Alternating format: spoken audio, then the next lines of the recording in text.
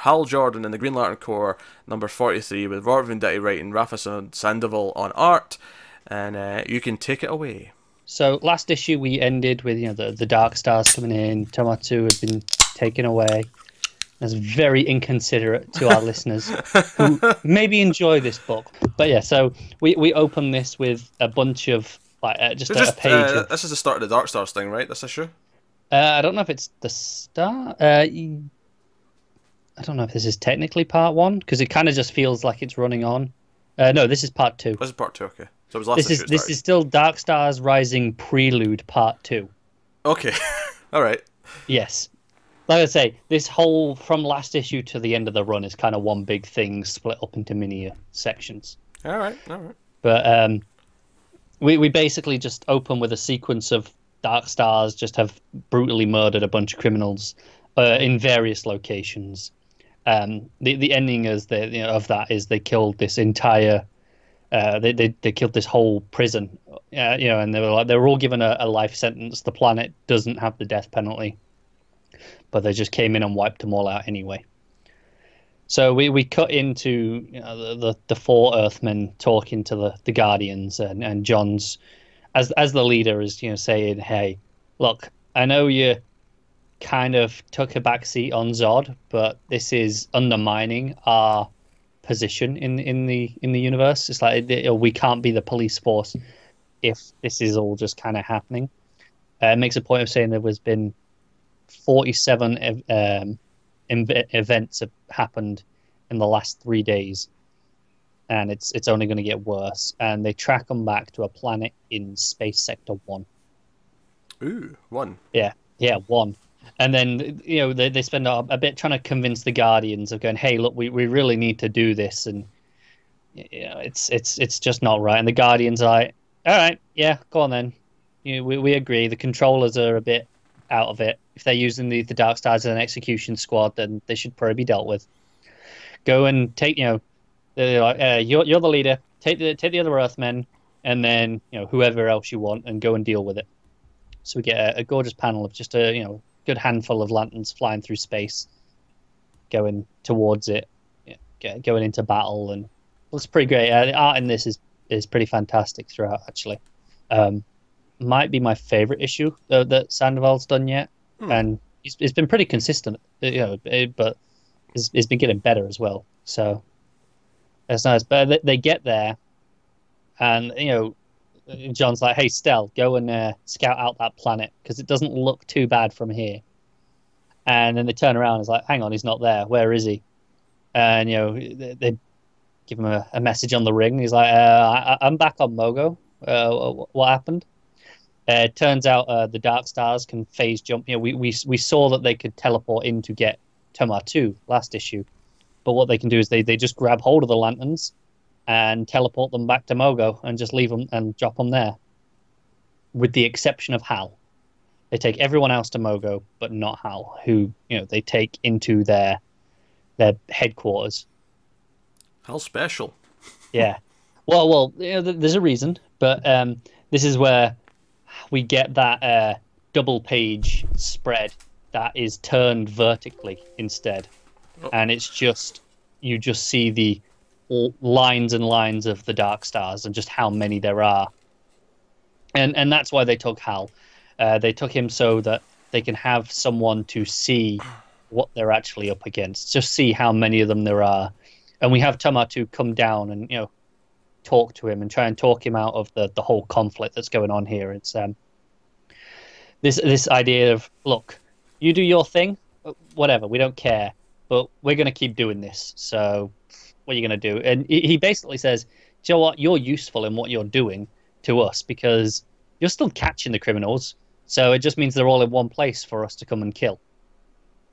So they kind of don't want to take out the Green Lanterns. And, when they phase back John and the others, they kind of give them a message of, look how many of us there are. Hal can tell you that there's way too many of us. You can't take us. Stand down, keep doing your thing, don't interfere. But we're not going to kill you unless you force us to. We don't want to kill the innocent, only criminals. And Tomatu seems to be kind of their leader. He seems to be speaking for them. There are other Dark Stars of like, hey, we should just kill them. It's not worth the effort. And he's like, no. They're like, they think he's blinded because obviously he spent time as a Lantern. They're like, yeah, you're just letting these past loyalties. But he makes points like, no, they're not criminals. They're just doing their thing. They have a different ideology, but they're not criminal for it. So we shouldn't be just killing them. And they do stand down for now, at least. And John has to, make the others all stand down because he knows that, they can't take him out. There's just too many of them. And that's the end of the issue. We go with them looking to go and get help. Like Hal's going back to Earth. Kyle's going to some space satellite I don't quite recognize. Well, that reminds me actually, in Flash, and when you see all of the memories, Kyle's got his glorious 90s outfit on. It's great. You and I have very different meanings of the word great. Ah, no, that beautiful crab mask. It's great. Oh, that mask is the worst. Best Green Lantern. Well, best until Jess. Now Jess is the best Green Lantern, but... No. But, so this is what's interesting. So Hal's going off to Earth. I mean, he could be going for either the League for backup, maybe Carol to get her, get the other Corps involved. Mm. So Kyle's going off to this satellite, which I'm not sure what that one is. Guy's just going into a dive bar, presumably just getting some criminals. Because this is the point over this, we have John's speech at the end. It's like, look, it doesn't matter if they are typically our allies or not. Right now, the Dark Stars are a threat to any criminal. And, if they're against the Dark Stars, then they're good enough for our fight right now, because that's what we need. That's an interesting premise. It is. I kind of like that. Here's where it gets really interesting, is I think the final panel, just based on the look here, to me, is John is going to visit Zod. Oh, interesting. Yeah. So interesting. They really are going for help. I'm interested in this. It's really good. Honestly, I can't believe that this book has gotten this good. It's 40 plus issues I need to read though. Yeah. We'll see how I feel. We'll see if I feel. Because I've been trying to read more classic stuff, and this is going to stop all that immediately. I'm going to have to sit down and just read. It is, but it's actually like 2 weeks.